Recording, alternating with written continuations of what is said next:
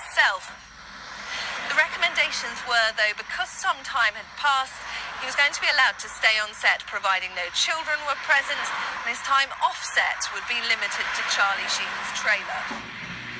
We are headed to SAG, Screen Actors Guild. Now, you have an appointment with the president of SAG, right? That's correct. Gabrielle Carteris. We did a little show together many years ago called The Surreal Life. But the three main primary goals are obviously to get her to help and assist in any way she can with strengthening the union rules to make sure that a convicted child molester or sex offender of any type should have to register as a sex offender. Part two is the union's job is to oversee it and make sure that, they aren't hiring people who are on that sex offenders list that are going to be on a set with kids. But what I've learned is that, first of all, nobody has signed up in the industry for this sex offenders list, so we still don't know who they are. Maybe she's willing to help with the monster in this case so that we can start a forceful movement against him where we can actually bring him down in the Weinstein situation, as in the Weinstein situation.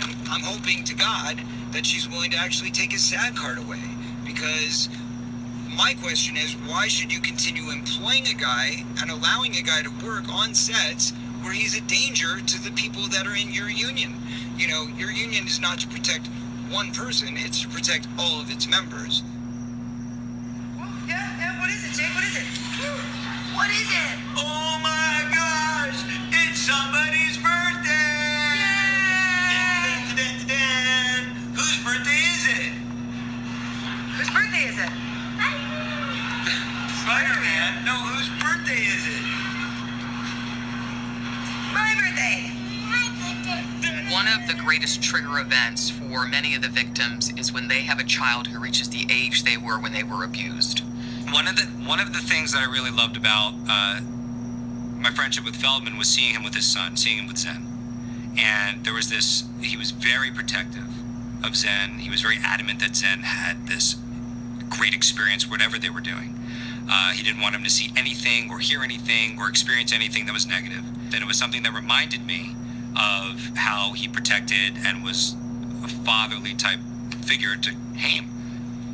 Movies every night, the dinners, the nice talks when you need them, the conversations, the drives, everything. He's a good dad. I'll give him that. He's a great dad. She said, first of all, we're not a legal arm, so this is not our place to represent this. She said you would have to bring evidence, which has been proven in a court of law, that, this man has been, not even if it's not of these crimes, that he's been found guilty of enough crimes that lead us to believe that there is a reason to be concerned. And then if that's all in place and you can present that, then we can take action. But I said, well, what about with Weinstein? I said, with Weinstein, there was no conviction, there was nothing. She said, yeah, you had all those victims coming forward, and those cases were, investigated.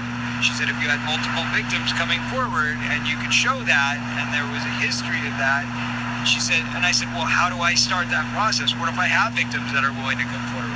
She said, then the best way to do that is to get those victims, if they will call and report it with SAG.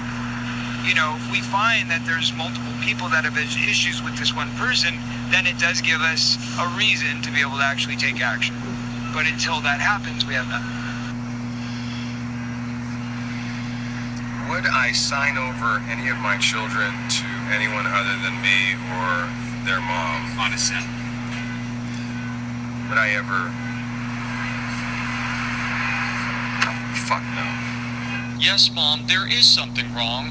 Anthony Edwards talks about being just 14 years old when his mother, quote, opened the door for me to answer honestly about the rumors she had heard about Gary Goddard, who was my mentor, teacher, and friend, being a pedophile. Stephen Wilder Striegel served 6 months in jail after pleading guilty in 2010 to felony charges of enticing a minor by computer and risk of injury to a child.